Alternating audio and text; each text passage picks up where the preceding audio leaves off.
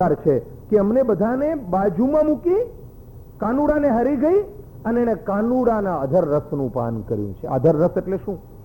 દુન્યવી ચુંબન અને અમૃત રસની વાત નથી. આ જ્યાંથી મુરલીના સૂર ઉઠે છે એ મૂળમાં જવું એટલે ભગવાનને ચુંબન કરવું. મુરલીનો સૂર તો બધા સાંભળે, મુરલીનો સૂર તો બધા સાંભળે, પણ આ સૃષ્ટિની રચનાના વિચાર જ્યાંથી પેદા થાય છે, આ સૃષ્ટિની રિધમ જ્યાં તય થાય છે, નક્કી થાય છે, એ હોઠ સુધી કોણ પહોંચે? મુરલીના સૂરના મૂળ સુધી પહોંચવું એટલે અચ્યુતના અધર રસનું પાન કરવું. અને એક એક શબ્દ વિચારીને ચુંબન પણ કોની સાથે? અચ્યુતમ કેશવમ.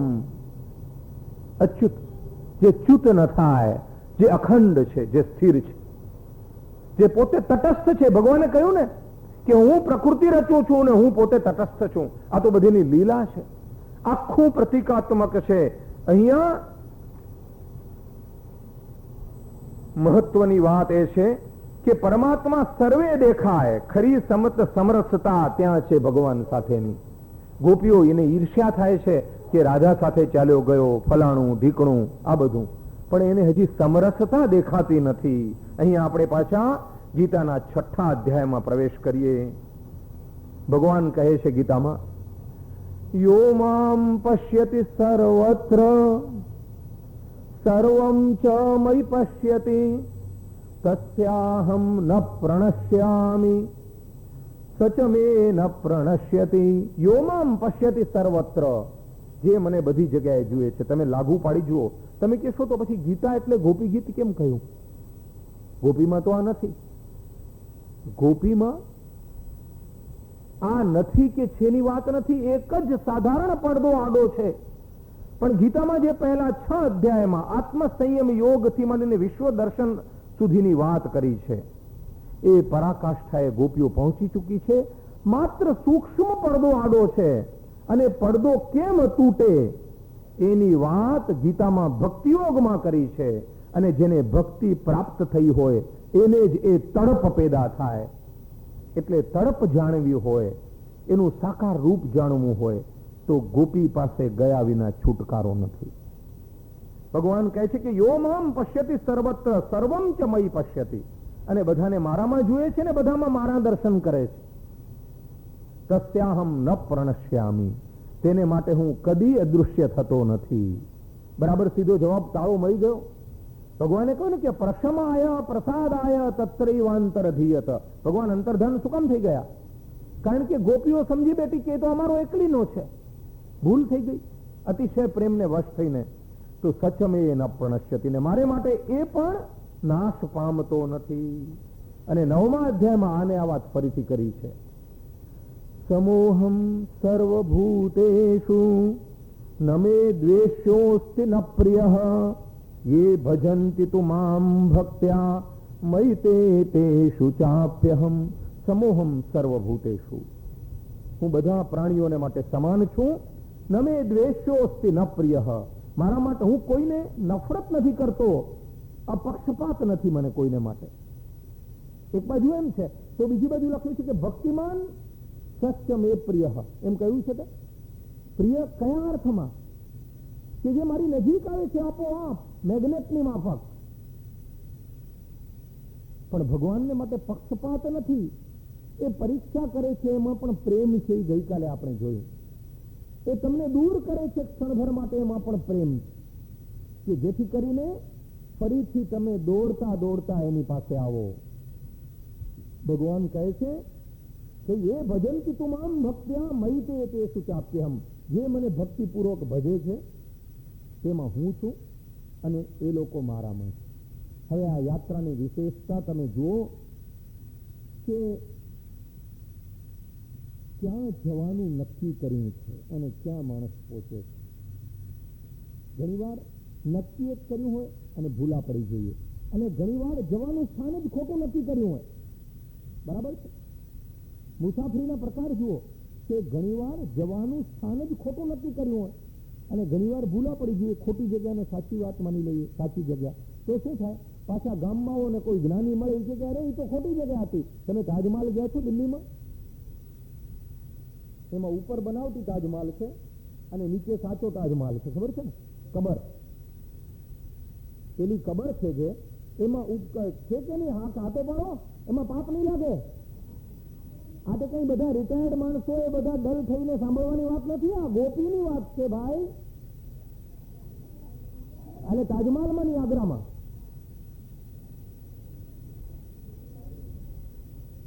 હું તાજમહાલની વાત કરું છું કે તાજમહાલમાં જે કબર છે એમાં ઉપર બનાવટી કબર છે અને નીચે સાચી કબર છે. એ તો હા પાડો કે હું એમાં ગપ્પો મારું તમારી પાસે? હા, થેન્ક યુ વેરી મચ. તો એ જે નીચેની કબર છે એને બદલે ઉપરની જોઈને કોઈ મારા જેવો પાછો આવે ઘરે અને તમારે જેવો ડાયો માણસ મળે, કેમ તે સરેશભાઈ આગ્રા જઈ આવ્યા? હા જઈ આવ્યા. જોયું? હા, ઉપર સરસ મજાની છે. ગાંડા પાછો જા આગ્રા, રાજધાની એક્સપ્રેસની ટિકિટ બુક કરાવો. ભગવાને આ વાત કહી છે રાજવિદ્યા રાજગુહ્ય યોગમાં કે તમે દુન્યવી સુખો, પુણ્ય પણ શાને માટે કરો? તો કે દુન્યવી સુખો માટે. તો હું મળું નહીં તો તમારે ફરીથી પાછા અહીં આવવું પડે. પણ તમારે આની બધાની પેલે પાર જવું હોય અને સંપૂર્ણપણે મારા વિશ્વાસમાં આવવું હોય કે જ્યાંથી પાછા ફરવું ન પડે, તો તમારે સાચું સરનામું મારું યાદ રાખવું જોઈએ. તમે ખોટું સરનામું અને સાચું માની લો, ક્યાંથી પહોંચો? આપણે જોઈએ તો ગોપીઓની પીડાનું એક ખરું કારણ એ હતું કે એની પાસે સાચું સરનામું હતું અને એ પીડાને પ્રતાપે જ ગોપીઓ છેવટે ગોપી ગીત પછી ભગવાન પાસે પહોંચે છે. આપણે રાજવિદ્યા રાજગુહ્યના સંદર્ભમાં 9મા અધ્યાયના સંદર્ભમાં જોઈએ. ત્રૈવિદ્યા મામ સોમપઃ પૂત પાપા યજ્ઞૈરિષ્ટ્વા સ્વર્ગતિમ પ્રાર્થયન્તે તે પુણ્યમાસાદ્ય સુરેન્દ્ર લોકમ અશ્નંતિ દિવ્યાન દિવિદેવ ભોગાન. કહે છે કે ત્રૈવિદ્યા મામ સોમપા પૂત પાપા યજ્ઞૈરિષ્ટ્વા સ્વર્ગતિમ પ્રાર્થયન્તે. જુદા જુદા યજ્ઞો કરીને, વિધિ વિધાન કરીને એ વધુમાં વધુ તો એમને પુણ્ય મળે અને એ પુણ્ય મળે તો સ્વર્ગમાં જાય. પણ થાય શું? અશ્નંતિ દિવ્યાન દેવ ભોગાન. એ દિવ્ય આનંદો મેળવીને પછી શું થાય? તેતમ ભુક્ત્વા સ્વર્ગલોકમ વિશાલમ ક્ષીણે પુણ્યે મર્ત્યલોકમ વિશંતિ તે પુણ્યમાસાદ્ય મનુપ્રપન્નાઃ ગતાગતમ કામ કામા લભંતે. ભગવાન શું કહે છે કે એ ખૂબ ભોગવે અને જ્યારે પુણ્ય ખતમ થઈ જાય એટલે પાછા મૃત્યુલોક ઉપર આવે અને પછી ગતાગતમ ચાલુ થઈ જાય, ચક્રાવો, પાછા મૃત્યુલોકમાં પાપ કરે, પાછા નરકમાં જાય, પાછો પસ્તાવો થાય, પાછા મૃત્યુલોકમાં આવે, પાછા સ્વર્ગમાં જઈને ચક્રાવામાં વૈકુંઠ તો ક્યાંય રહી જાય. એક ભાઈ બ્રહ્મચર્ય પાળતા હતા. મેં કહું કેમ? તો અમારા ધર્મમાં બ્રહ્મચર્યનું મોટું પુણ્ય છે. કેમ? તો બ્રહ્મચર્ય પાડીને તો પછી મર્યા પછી અપ્સરા સાથે લગ્ન કરવા મળે. ઉપવાસ તો મર્યા પછી ગુલાબજાંબુ ખાવા મળે. અરે ભાઈ, તો દરી દરીને ઢાંકણીમાં આટલા ઉપવાસ શું કામ? તો કે છાપામાં નામ આવે ને પછી ગિનિસ બુક ઓફ વર્લ્ડ રેકોર્ડમાં નામ નોંધાય. હવે જે ઉપવાસ દ્વારા ઉપવસતી આત્માની નજીક જવાનું છે એને બદલે જો આ વૃત્તિ રહેતી હોય તો પછી હાલત આવી થાય. આ સંદર્ભ વગરની વાત નથી કરતો તમારી પાસે.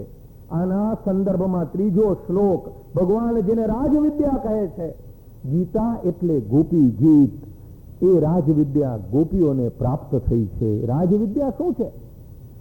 9મા અધ્યાયનો કેન્દ્રીય શ્લોક કયો? ડાયરીમાં લખી લેવા જેવો ત્રીજો શ્લોક. અનન્યાશ્ચિંતયંતો મામ યે જનઃ પર્યુપાસતે તેષામ નિત્યાભિયુક્તાનામ યોગક્ષેમમ વહામ્યહમ. જે અવ્યભિચારિણી ભક્તિની વાત કરી. અનન્યાહ ન અન્યાહ ચિંતયંતઃ મામ યે જનઃ પર્યુપાસતે. બીજું કશું જ નહીં. મેરે તો ગિરધર ગોપાલ દૂસરો ન કોઈ. હું તો અખંડ વર્ને વરી. અનન્યઃ ચિંતયંતો મામ યે જનઃ પર્યુપાસતે તેષામ નિત્યાભિયુક્તાનામ યોગક્ષેમમ વહામ્યમ. એ જે નિત્ય જોડાયેલા ને એની જવાબદારી હું લઈ લઉં છું. બસ પછી પુનર્જન્મને કોઈ કારણ રહેતું નથી. ગોપીઓને અને ગીતાનો આખરી સાર તો એ જ છે. જ્યાં તમને કોઈ ઉપર આધાર નથી રાખવો પડતો એ વિજય છે. જ્યાં પરમાત્મા જેવો ધણી બેઠો હોય, તમને સુખ કે દુઃખને માટે કોઈના આધારની જરૂર રહેતી નથી. યત્ર યોગેશ્વર કૃષ્ણ યત્ર પાર્થો ધનુર્ધર. તમે કહેશો સુરેશભાઈ તો પછી કોઈની મા બાપ કોઈની કેર ન કરવાની, એમ ને બાવાથી ને હાલે જવાનું. હું એ વાત નથી કરતો. આધાર એટલે કે માનસિક ડિપેન્ડન્સ, એની પાછળનો પરમાત્મા ભૂલાઈ જાય એની વાત છે. આ દુનિયાનો બધો રોલ અદા કરતા કરતા એટલા લાચાર ન બની જાઓ કે એની સાથે તમારું આખા વ્યક્તિત્વનું પતન જોડાઈ જાય. એ ન હોય તો તમે જીવી ન શકો. નો, પરમાત્માને સતત સાથે રાખો, જેથી તમને સમજાતું રહેશે કે હું તો બસ ફરવા આવ્યો છું, હું ક્યાં કઈ કામ તમારું કે મારું કરવા આવ્યો છું. આ વાત કઈ છે જિંદગીમાં સુખની ચાવી, આ વાતમાં રહેલી છે. ભક્તિ માર્ગ એ આ દુનિયામાં રહેતા રહેતા દુન્યવી પ્રવૃત્તિઓ કરતા કરતા, જેમ બેનો અથાણા બનાવે ને ત્યારે તેલ લગાડે જેથી કરીને અથાણું હાથમાં ચોટે નહીં. એ ભક્તિરૂપી તેલ લગાવવાની આ કળા છે હાથમાં, કે જેથી બધું કરતા કરતા એવા ન વળગીએ કે આપણે એના ગુલામ બની જઈએ ક્ષણભંગુરના. તો અનન્યઃ ચિંતયંતો મામ યે જનઃ પર્યુપાસતે. ગોપીઓની આ દશા છે. પણ આમાં કેવો ખેલ છે કે મને મારી અંગત વાત કરું, આમાં આત્મશ્લાઘા નથી. સંસ્કૃતમાં 99 માર્ક આવે ત્યારે દાદા કે મજા નથી આવતી. કેમ? 1 માર્ક ઓછો આવ્યો.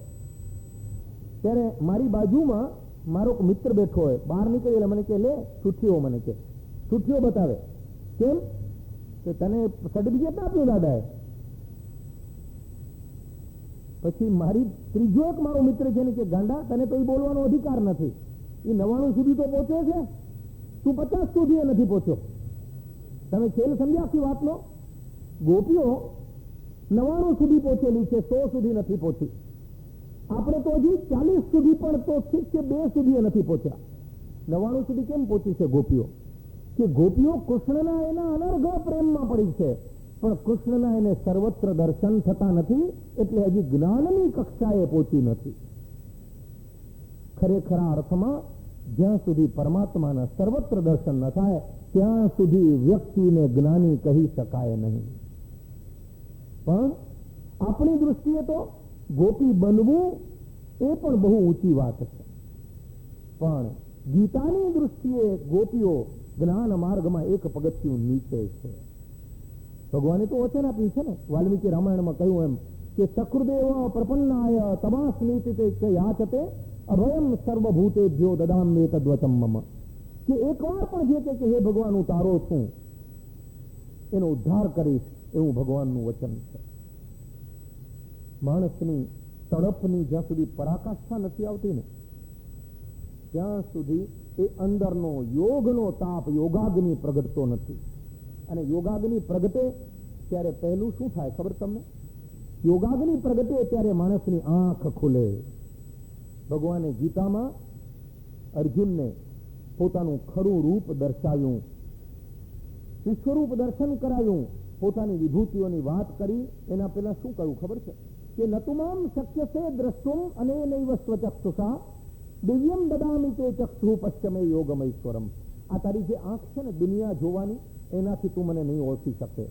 હું તને દિવ્ય આંખો આપું છું. તમે મને કેમ પૂછતા નથી કેમ કેમ અચાનક એને પ્રેમ ઉભરાઈ ગયો અર્જુન માટે? સીધો હિસાબ છે. મારી ઓમ પરિવારની બહેનો કહેશો કે તમારી પ્રિય પંક્તિ ફરીથી બોલો કે ઉલ્ફત કા તબ મજા હૈ દોનો હો બેકરાર, दोनों तरफ से आग बराबर लगी हुई. કૃષ્ણ એમને આંખો નથી આપતો. અર્જુન એની પાસે આવ્યો છે.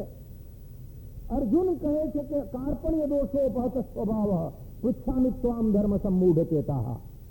અર્જુન અર્પણ થાય છે અને ત્યારે ભગવાન અર્જુનના સમર્પણથી જોઈ શકે છે કે તૈયાર છે, એની આંખો મારા દર્શનને ઝીલી શકશે. વિભૂતિ યોગમાં ભગવાને સ્પષ્ટ કહ્યું છે કે જે ક્ષણે મને મળવાની ઝંખના પેદા થશે તો એ ઝંખના રૂવાડે રૂવાડે વ્યાપી જશે અને આખી બુદ્ધિને બદલી નાખશે. તમને તાવ આવ્યો હોય ત્યારે તમને કોઈ ક્રોસિનની ગોળી આપે, એના પહેલાની અવસ્થા અને ક્રોસિન લીધા પછીની કલાકની અવસ્થામાં ફેર નથી હોતો કઈ? તમારા રૂવાડે રૂવાડે એક પ્રકારની તાજગી વર્તાય છે, કારણ કે તાવ ક્રોસિનમાં તો કામ ચલાવું અસર હોય. હું તમને દારૂનો દાખલો આપું. દારૂ પીઓ ત્યારે, જો કે તમે કોઈ પીતા નથી ને હું મેં પીધો નથી, છતાં દાખલા તરીકે દારૂ પીઓ ત્યારે તમને કેવું લાગે કે હું તો અટલ બિહારી વાજપેયીને પણ પાણી ભરાવું, થાય ને, રાજાપાટમાં આવી જાઓ ને. પણ અમૃતની જ્યારે અસર થાય છે ત્યારે નજર બદલાઈ જાય છે, આખી દૃષ્ટિ બદલાઈ જાય છે. ભગવાન વિભૂતિ યોગમાં કહે છે, તેષામ સતત યુક્તાનામ ભજતામ પ્રીતિપૂર્વકમ દદામિ બુદ્ધિ યોગમ તમ યેન મામ ઉપયાન્તિ તે. એટલે તેષામ સતત યુક્તાનામ, કે જે સતત મારું સ્મરણ કરે છે, દદામિ બુદ્ધિ યોગમ તમ, એને જ હું આ પ્રકારની બુદ્ધિ આપું છું કે જેને કારણે એ મને પામી શકે. સતત યુક્ત થવું એટલે શું? રોજ હાજરી આપવી કથા અને વાર્તામાં નહીં, સત્યનારાયણની કથા રોજ કરવી એ ખરું, પણ એ બધાની સાથે જો અંદરથી તમે પ્રેમમાં નહીં પડ્યા હો તો કશું જ નહીં વળે. અને એ લગ્ન લાંબા નહીં ચાલે. ઘણા લોકો મેરેજ બ્યુરોમાં નામ લખાઈ આવે, પછી પૂછે કે કેવી જેવી હશે તેવી ચાલશે. હે, જેવી હશે તેવી ચાલશે? તમારી પસંદગી હોય, તમે એને મળો, તમે કન્વિન્સ થાવ, એ લગ્ન લાંબા ટકે. અને નહીતર લાંબા નથી ટકતા. પરમાત્મા માટે તમે તૈયાર હો. તમારી દૃષ્ટિ દુઃખોના વાદળ વચ્ચેને ઓળખી શકે છે, ત્યારે તમારોને એનું મિલન લાંબુ ચાલવાનું છે. ભગવાન કહે છે કે તેષામ મેવાનુકમ પાર્થમ અહમ અજ્ઞાનજમ તમઃ નાશયામ્યાત્મ ભાવસ્થો જ્ઞાન દીપેન ભાસ્વતા.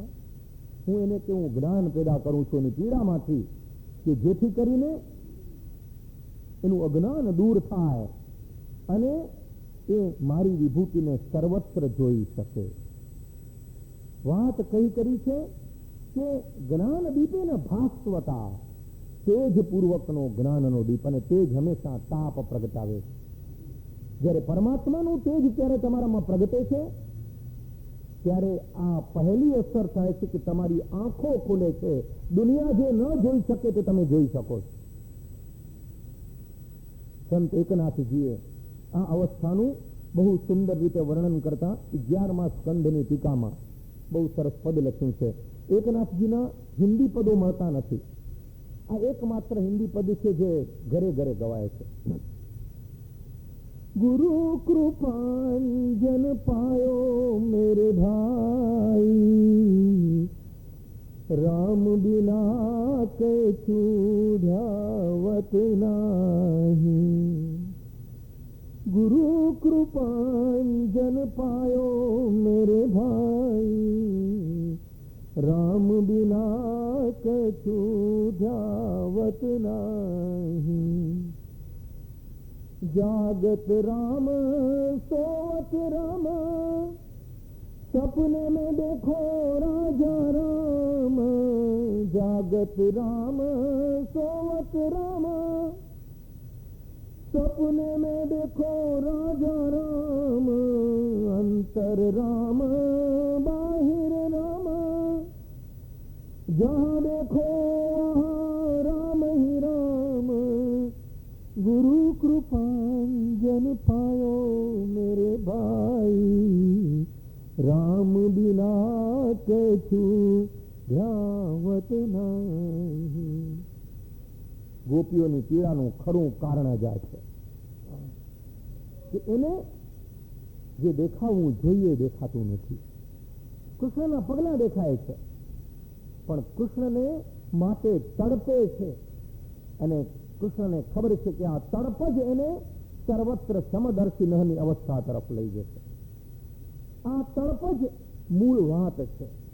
અને એકવાર એ સમજાઈ ગયું તો પછી કૃષ્ણ વચ્ચે ને એના વચ્ચે કોઈ પણ અવસ્થામાં અંતર રહેતું નથી. દૈવી યેષા ગુણમયી મમ માયા દુરત્યયા મામેવ યે પ્રપદ્યન્તે માયામ એતામ તરંતિ તે. આ માયા એવી છે કે જે દૈવી છે ને ગુણમયી છે, અને એને જે પાર કરી જાય તે મને પામે છે. પ્રશ્ન થાય છે કે સર્વેશભાઈ, તમે કહ્યું કે ગોપી એ ભક્ત છે, તો ભગવાને ભક્તના ગીતામાં 4 પ્રકાર વર્ણવ્યા છે. એમાં તમે ગોપીને કઈ અવસ્થામાં મૂકશો? 4 પ્રકારના ભક્તો એની ભગવાને ગીતામાં વાત કરી છે. ચતુર્વિધા ભજન્તે મામ જનઃ સુકૃતિનો અર્જુન આર્તો જિજ્ઞાસુરર્થાર્થી જ્ઞાની ચ ભરતર્ષભ. 4 રીતે લોકો મને ભજે છે, પણ છેવટે મારી પાસે આવ્યા વિના રહેતા નથી. હકીકતમાં ભૂલ કરનારો પણ ભગવાનને જ ભજે છે. એ ભૂલને રસ્તે પણ એને ત્યાં ગયા વિના છુટકારો નથી. કારણ કે ન નાન્ય પંથા વિદ્યતે અયનાય. સૂર્ય પાસે જવા માટે બીજા કોઈ રસ્તા જ નથી. તમે પરમેશ્વર પાસે ગયા વિના તમારો છુટકારો તો નથી. કાં તો આર્ત હો તો પણ ભગવાનને યાદ કરવો પડે. જિજ્ઞાસુ જ્ઞાનને માટે પણ છેવાડે ભગવાનનો સ્વીકાર કર્યા વિના રહેવાતું નથી. અર્થાર્થી અર્થ, ધર્મ, અર્થ, કામ, મોક્ષ એમાંની કોઈ પણ ઈચ્છા, દુન્યવી કોઈ પણ જાતના પુરુષાર્થોની ઈચ્છા એ પ્રાપ્ત કરવાને માટે મારી પાસે આવે છે. અને છે ચોથો છે કે જ્ઞાની. જ્ઞાનીની જે વાત કરી, ચારેમાંથી સૌથી વધુ નજીકની વાત. ગોપીઓને કોઈ દુઃખ નથી. હર્યા ભર્યા વ્રજમાંથી આવે છે. સંસાર છે, સંતાનો છે, બાળકો છે, ગાયો છે, ભેંસો છે, દહીં દૂધની રેલમછેલ છે. તો જિજ્ઞાસુ એને કશું જાણવું નથી. એ તો કહે છે કે મેં તો ભરોસે अपने राम के मुझे और नहीं कछु काम के 2 अक्षर सब कुछ तारे वारी जाऊं उस नाम पे मैं तो भरोसे अपने राम के. એને કશું નથી જોતું. ન અર્થાર્થી તો જ્ઞાની ચ ભરતર્ષભ. તમે વિચાર કરો તો જ્ઞાનની એ સૌથી નજીક આવે છે. શું કામ? જ્ઞાનીની વ્યાખ્યાને એટલા માટે નજીક આવે છે કે ભગવાનના શબ્દો સાથે સરખાવો કે તેષામ જ્ઞાની નિત્યયુક્ત એક ભક્તિર વિશિષ્યતે. આ 4 પ્રકારમાંથી ભગવાનને સૌથી પ્રિય અથવા સૌથી નજીક કઈ માનસિક અવસ્થા? કે તેષામ જ્ઞાની નિત્યયુક્ત એક ભક્તિર વિશિષ્યતે પ્રિયો હિ જ્ઞાનીનોત્યર્થમ અહમ સચ મમ પ્રિય. કે જ્ઞાની એ કે જે હંમેશા મારી સાથે જોડાયેલો છે. જ્ઞાની એટલે ઘણા બધા કોટેશનો બોલે ને ઉપનિષદોમાંથી ને રામાયણમાંથી ને એ જ્ઞાની. એમને 99% લોકો એમ માને છે. 99.5% જરા લાજ શરમ રાખીને 1/2% બાકી રાખો છો. સાહેબ, એ જ્ઞાનનું માત્ર માધ્યમ છે. કબીર કોઈ યુનિવર્સિટીમાં ગ્રેજ્યુએટ નહોતો થયો અને નહોતી નીરા થઈ. જ્ઞાન તો પ્રતીતિનો, રિયલાઇઝેશનનો વિષય છે. તેષામ જ્ઞાની નિત્યયુક્ત. અને સીધું સમીકરણ છે કે જે સનાતનની સાથે જોડાયેલો છે એનામાં જ્ઞાની તરીકેના તમામ ગુણો પ્રગટ છે. એને યાદ નહીં રાખવું પડે કે કોઈને દુઃખ ન પહોંચાડવું, એને માટે સૂત્રો ગોખવાની પડે. સાચું બોલવું, એને માટે ઉપનિષદના સૂત્રો ગોખવાની પડે. It will happen automatically, provided એ જો પરમાત્માની નજીક હૃદયથી હોય તો. તેષામ જ્ઞાની નિત્યયુક્ત એક ભક્તિ વિશિષ્યતે. એને એક ભરોસો, એક બલ. પછી એને બીજી કોઈ જરૂર પડતી નથી, કારણ કે એને પરમાત્માનો પ્રેમ મળી ગયો છે. પેલા ઉર્દુ શેર તમને યાદ આવતો હોય તો, દौलत मिली है इश्क की, अब और क्या मिले, दौलत मिली है इश्क की, अब और क्या मिले, वो चीज मिल गई है जिससे खुदा मिले. એવી ચીજ મળી ગઈ છે કે જેને કારણે ખુદા મળે. પછી બીજું અર્થાર્થી જિજ્ઞાસુ. મારે કઈ રોટલો ટપટપની જરૂર નથી, મને રોટલો મળી ગયો. પણ એ ક્યારે મળે? હૈયામાં ગોપી જેવી ભક્તિની ઝંખના પ્રગટે ત્યારે તમે કેમ પૂછતા નથી કે સર્વેશભાઈ ભક્તિ કેમ પ્રગટે? રામકૃષ્ણ પરમહંસને એમના કોઈ શિષ્ય આ પ્રશ્ન પૂછ્યો એટલે એને એક દાખલો આપ્યો કે ગુરુને એક ચેલાએ આ પ્રશ્ન પૂછ્યો કે મને સમજાવો ભક્તિ એટલે શું? કે તરત જ એ ધોધમાર વહેતી નદીને કિનારે ચેલાને લઈ ગયો અને એની બોટી પકડીને એને પાણીમાં ડૂબાડે. પેલો બૂમ મારવા માંડો, બચાવો બચાવો બચાવો, મને બચાવો, મરી ગઈ.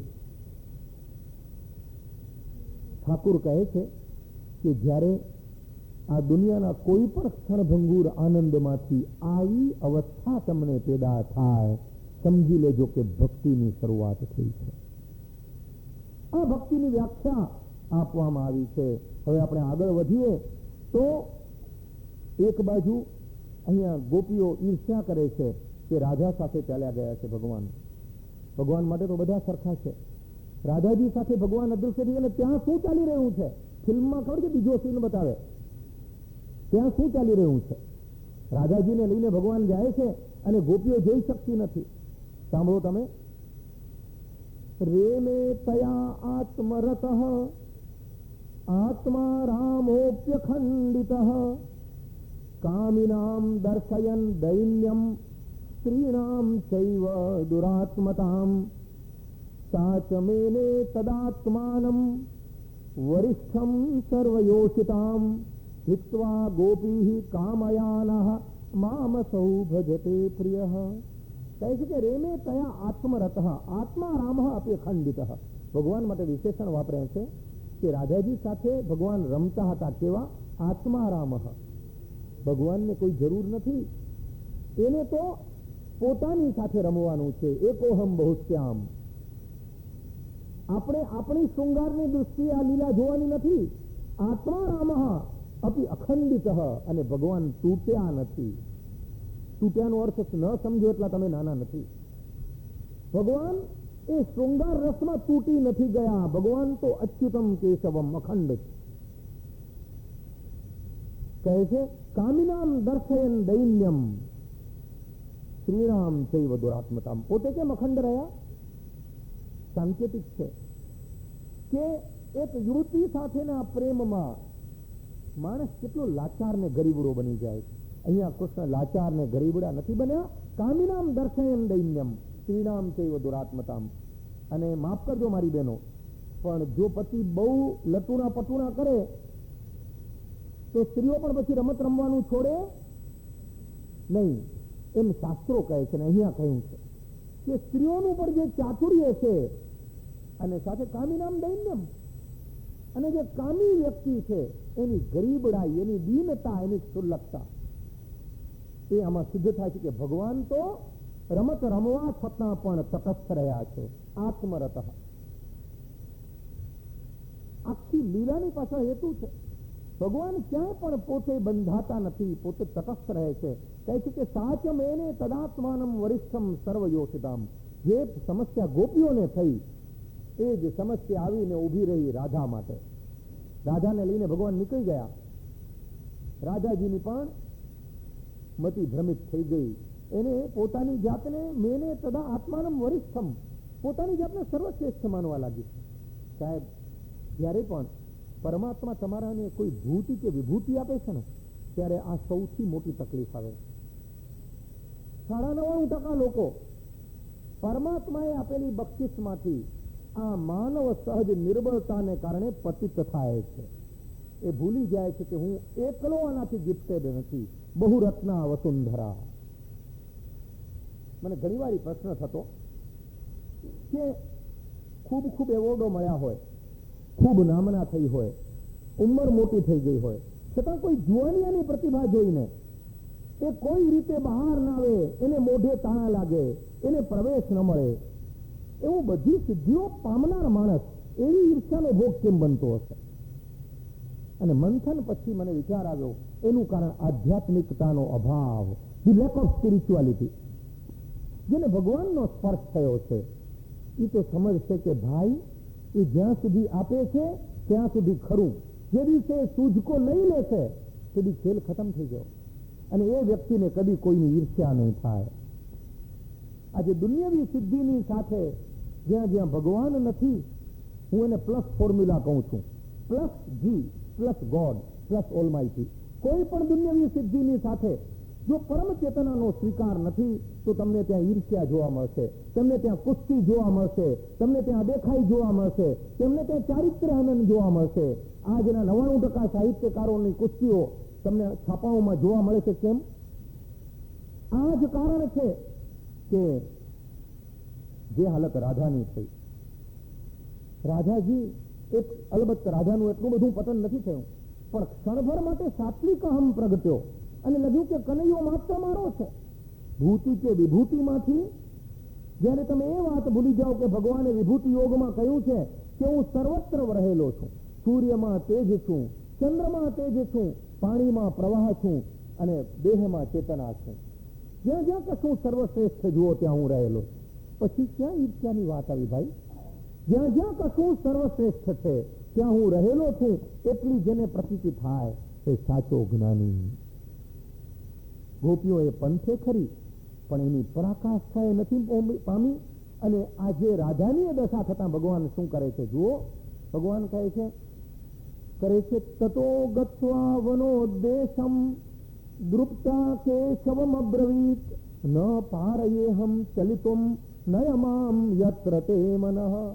મગજ એટલું બધું ઊંચે ચડી જાય છે કે ભગવાનને કહે છે હવે હું કનૈયા ચાલી નથી શકતી, હવે તું મને ખભા ઉપર બેસાડ.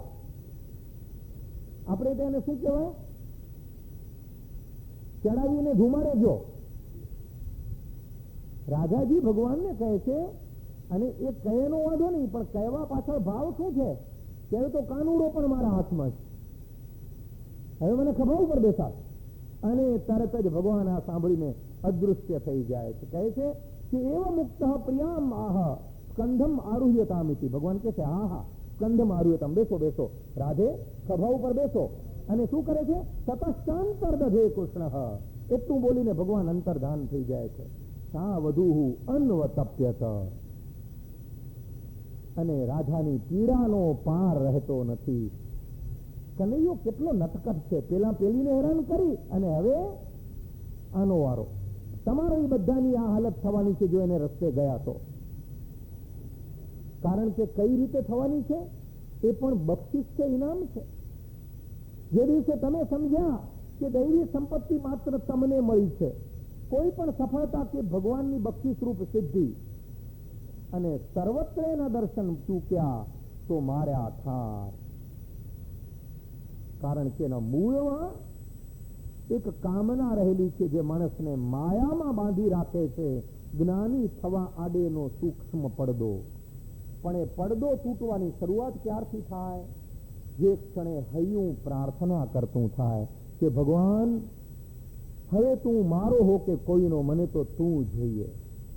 પાછી જ્યારે હૈયું રડવા માંડે ને એના માટેની તડપ પેદા થાય. કર્મયોગમાં ભગવાને કહ્યું છે, પાછું આપણે ગીતા તરફ જઈએ, કે આવૃતમ જ્ઞાનમ એતેન જ્ઞાનીનો નિત્ય વૈરિણા કામ રૂપેણ કૌંતેય દુષ્પુરેણા નલેન છ. આ જ્ઞાન કે આ જે ડિઝાયર છે બધું મારા કબજામાં કરવાની, મારા અહમના કબજામાં કરવાની, એ જે પડળ છે આડું માયાનું પડળ, એને કારણે જ્ઞાનને આડે પડળ આવી જવાને કારણે મારો પ્રકાશ ભક્ત પામી શકતો નથી. અને આ વાત જરા સ્પષ્ટ કરતા કર્મ બ્રહ્માર્પણ યોગમાં ભગવાન કહે છે કે જે દશા ગોપીની થવાની છે. ભાગવતમાં ગોપીઓ માટે કહ્યું છે કે ગોપિકા પ્રોક્તઃ ગુરવઃ. ગોપીઓને ગુરુ કહી શા માટે? તો યજ્ઞાત્વાન પુનર્મોહમ એવમ યાસ્યસી પાંડવ યેન ભૂતાન્યશેષેણ દ્રક્ષ્યાત્મન્યથોમયી. એ જ વાત આવીને ઉભી રહી ગઈ. જે રાધાએ ભૂલ કરી, જે ગોપીઓએ કરી, શું કરી? એનો જવાબ છે કે યજ જ્ઞાત્વા, જે જાણીને, શું જાણીને? કે તો સર્વતંત્ર સ્વતંત્ર બધી જગ્યાએ વિરાજમાન છે. એ જાણીને ન પુનર્મોહમ એવમ યાસ્યસી, ફરીથી તને મોહ નહીં થાય કે આ હું કરું છું, આ મારું છે ને આ તારું છે. તને એ વાત હંમેશા યાદ રહેશે કે જ્યાં ચરણ રૂકે ત્યાં કાશી, ઝાકળના બિંદુમાં જોયો ગંગાનો જળરાશિ, કે યજ્ઞાત્વા ન પુનર્મોહમ એવમ યાસ્યસી પાંડવ યેન ભૂતાની અશેષેણ દ્રક્ષ્યસી આત્મની અન્યથામયી. આ જ વાત આવીને ઉભી રહી ગઈ કે જેના દ્વારા અશેષેણ એબ્સોલ્યુટલી કોઈ પણ જાતના અપવાદ વિના તમામ સચરાચર જગતમાં તું મને જોઈશ અને મારામાં તું સચરાચર જગતને જોઈશ. એ ક્યારે બનશે? યજ્ઞાત્વા. અને એ કેમ બને? એ જ અધ્યાયમાં ભગવાન કહે છે કે શ્રદ્ધાવાન લભતે જ્ઞાનમ. તમે મને કહેશો ગોપી હજી આ પામી નથી, પણ એ પામશે અચૂક. શું કામ? કારણ કે જો એની શ્રદ્ધા ન હોત, તો એ વનમાં આવી રીતે રડતી રડતી ભટકી હોત ખરી? એની વ્યથા જવાબ આપે છે કે એનામાં શ્રદ્ધા હતી, પ્રચ્છન્ન શ્રદ્ધા. નહીતર તો એને છોડી દીધો હોત પેલાને. મેં તમને કહ્યું ને, એની મળતો નથી એટલે કરો બીજા લગ્ન. મળતો નથી એટલે બીજા લગ્ન નહીં. ચા પીઓ તો પોલીસમાં તપાસ કરે, વર્ષો સુધી વ્રત પાળે, પણ એને શોધીને રહે. એ શ્રદ્ધા ગોપીઓમાં છે, જેને કારણે આપણે સમજાય છે કે એક પાતળો પડદો છૂટતા એને માટે જ્ઞાન અશક્ય નથી. કે શ્રદ્ધાવાન લભતે જ્ઞાનમ. ભગવાન કહે છે શ્રદ્ધાવાન લભતે જ્ઞાનમ તત્પરઃ સંયતેન્દ્રિય તત્પરઃ. એવરી મોમેન્ટ વેરી ઈગર, બહુ જાતુર. અને પછી એવી વ્યક્તિને માટે ઇન્દ્રિયમાં સંયમ રાખવો પડતો નથી, એ સ્વાભાવિક રીતે થઈ જાય. પોતાના પ્રિયતમને ચાહતી યુવતીને કહેવું નથી પડતું કે તું માત્ર એને સમર્પિત થજે. It happens. એને માટે કાયદાઓ હોતા નથી કે તું કાયદા યાદ રાખજે. It happens. તત્પરા સંયતેન્દ્રિય જ્ઞાનાગ્નિ નહીં, જ્ઞાનમ લબ્ધ્વા પરામ શાંતિમ અચેરણાધિગચ્છતિ. એ જ્ઞાન પ્રાપ્ત કરીને એવી શાંતિ પ્રાપ્ત કરે છે, પરામ શાંતિમ, કે જ્યાંથી ફરીથી નિરાશ થવાની વાત રહેતી નથી, ફરીથી વ્યક્તિ નિરાશ થતી નથી. હવે આખી શોધમાં આપણે જે જોઈએ છીએ તે ગુપ્ત શ્રદ્ધા છે. તમે કહેશો કેવી રીતે? તો સીધી સાદી વાત કે જ્યારે ગોપી ગીત તરફ આગળ વધતા રાસ પંચાધ્યાયીમાં ગોપીઓ ચરણ કમળના ચિહ્ન જોઈને આગળ વધે છે અને ત્યાં રાધાજીની મુલાકાત થાય છે. રાધાજી કેવા ભાંગી પડ્યા છે અને કહે છે કે જે કાનુડાએ તમારી સાથે વિતાડીને એ મારી સાથે વિતાડી. શું કર્યું? તો પેલા તો મને બહુ ભાવ આપ્યો, બહુ પ્રેમ આપ્યો, અને જે ભેગું મેં કહ્યું કે હવે તો તું મને ખભે બેસાડ, તો અપમાન કરી મને કે હા લે બેસાડું છું કરીને ભાગી ગયો. સ્કૂલમાં મેં શું કરતા ખબર તમને? આગળ બેન્ચ હોય, પછી કઈ કામ ધંધો ન મળે એટલે કોઈ છોકરો આવે ને જે ભેગો બેસે એટલે પાછળથી બેન્ચ જતાવી લઈએ, એટલે ધડામદીને નીચે પડે, એમાં અમને અનેરો આનંદ આવે. અહીંયા એવો ક્રૂરતાનો ભગવાનનો આનંદ નથી, પણ ભગવાન એને શીખવવા માંગે છે, એને વિરહનું દાન આપીને શીખવવા માંગે છે. એટલે રાધાજી ગોપીઓને કહે છે કે મેં જે ક્ષણે અભિમાન કર્યું કે માત્ર મારો છે, ભગવાન મને છોડીને ચાલ્યા ગયા. હું એની દાસી છું એ ભૂલાઈ ગયું અને એ મને છોડીને ચાલ્યા ગયા. ભગવાન હકીકતમાં એક મહત્વની વાત આખી યાત્રામાં જે જોવા મળતી હોય, આપણી વાત પૂરી કરીએ તો એ જ વાત છે કે ગીતામાં વ્યક્તિની સાર્થકતાની સર્વશ્રેષ્ઠ દશા એ આપી છે પ્રેક્ટિકલ વેદાંતની, કે જ્યારે માણસને જુદા જુદા સ્વરૂપે ભગવાનના દર્શન થાય. ફરી હરીન્દ્રભાઈની પંક્તિઓ મને યાદ આવે એના પહેલા હું આત્મસંયમ યોગ ફરીથી અહીં કોટ કરું કે સર્વભૂતસ્થમાં આત્માનમ સર્વભૂતાનિ ચાત્મનિ ઈક્ષતે યોગયુક્તાત્મા સર્વત્ર સમદર્શનઃ સર્વભૂત સ્થિતમ યો મામ ભજત્યેકત્વમાસ્થિતઃ સર્વથા વર્તમાનોપી સયોગી મયી વર્તતે સર્વભૂતસ્થમ આત્માનમ. બધામાં રહેલા મને અને સર્વભૂતાની આત્મની અને બધા પ્રાણીઓમાં રહેલા મને ઈક્ષતે યોગયુક્ત આત્મા, જે મારી સાથે જોડાયેલો છે ને એ દર્શન કરે છે. પાન લીલું જોયું ને તમે યાદ આવ્યા. હરીન્દ્રભાઈની પંક્તિઓ કે પાન લીલું જોયું ને તમે યાદ આવ્યા. આ પ્રેમની નિશાની જુઓ. કોઈ પ્રેમી પોતાની પ્રેમિકાને ઉદ્દેશીને કહે છે, પણ એને દરેકની અંદરના સ્મરણો છે. સુખમાં ને દુઃખમાં, જયમાં ને પરાજયમાં, બધામાં જ્યારે પરમાત્માનું સ્મરણ થાય ત્યારે આપોઆપ સ્થિત પ્રજ્ઞ દશા પ્રગટે. આવતીકાલે આપણે જે મૂળ ગોપી ગીતનો પ્રારંભ કરીએ છીએ એમાં તમને પદે પદે આ વાત પ્રગટતી દેખાશે. આટલી વ્યથા પછી પણ ગોપીઓ ચિંતા શેની કરે છે? ગોપી ગીતના છેલ્લા શ્લોકમાં કે હે કૃષ્ણ, તમે ભલે અમને છોડીને ભટકો છો, પણ તમારા કોમળ ચરણ કમળને વૃંદાવનના ઘાસના તણખલા વાગે નહીં, એનું ધ્યાન રાખજો. કમાલની વાત નથી કરી કે પાન લીલું જોયું ને તમે યાદ આવ્યા. જાણે મોસમનો પહેલો વરસાદ ઝીલ્યો રામ. એક તરણું કોયું ને તમે યાદ આવ્યા. કોઈ થાલું મલક્યું ને તમે યાદ આવ્યા. જાણે કાનુડાના મુખમાં વ્રેમાંડ દીઠું રામ. કોઈ આંખે વળગ્યું ને તમે યાદ આવ્યા. કે પાન લીલું જોયું ને તમે યાદ આવ્યા. આ જે પરિસ્થિતિ જ્યાં સુધી પેદા નથી થતી, પ્રગટ થતી નથી, ત્યાં સુધી વ્યક્તિને હૃદરોગ નાશ પામતો નથી. આપણે ગોપી ગીતના પ્રારંભમાં વાત કરી કે ગોપી ગીતનો મૂળ હેતુ હૃદયના રોગની નાબૂદી છે. તમે કહેશો ક્યાં શૃંગારનું વર્ણન, ક્યાં ગોપીઓ અને કૃષ્ણની લીલાનું વર્ણન, ને ક્યાં હૃદય રોગનો ઇલાજ? ભાઈ, હૃદય રોગની તકલીફ એટલે જ છે. આ પ્રેમ અને ઝંખના એ રોગ નથી. ઝંખના અને પ્રેમની દિશા ખોટી છે, એ રોગ છે. દિશા ખોટી છે. એ પ્રેમ માટેની ભૂખ જ્યારે ભક્તિમાં પરિણમે ત્યારે વાત આખી બદલાઈ જાય. અને તમારામાં એ કોઈ પેદા નથી કરી શકતું. એ ગોપી ગીતનું સૂચન છે અને ગીતાનું સૂચન છે. તમને ભલે કહેવામાં આવ્યો કે ગીતા ગોખી નાખો તો તમારો બેડો પાર થશે, જિંદગી ભર ગીતા ગોખો, પરંતુ જ્યાં સુધી ભક્તિ યોગ તમારામાં નહીં પ્રગટે, અનન્યઃ ચિંતયંતો મામ, કોઈ તમને ચિંતન કરાવી શકવાનું નથી. ये जनः पर्युपासते तेषां नित्याभियुक्तानाम. જેમ ગોપીઓ ભટકી હતી, એની ભટકન નહોતી, એ યાત્રા હતી. કારણ કે લોકો પાસે સરનામું હતું. બે ક્લિયર પિક્ચર. કોલંબસ નીકળી પડ્યો અને કોઈ ટાપુને જોઈને કે આ ભારત આવી ગયું, એવી હાલત ગોપીઓની નહોતી. ગોપીઓની અંદર તો સરનામું હતું પહેલેથી મુકાયેલું.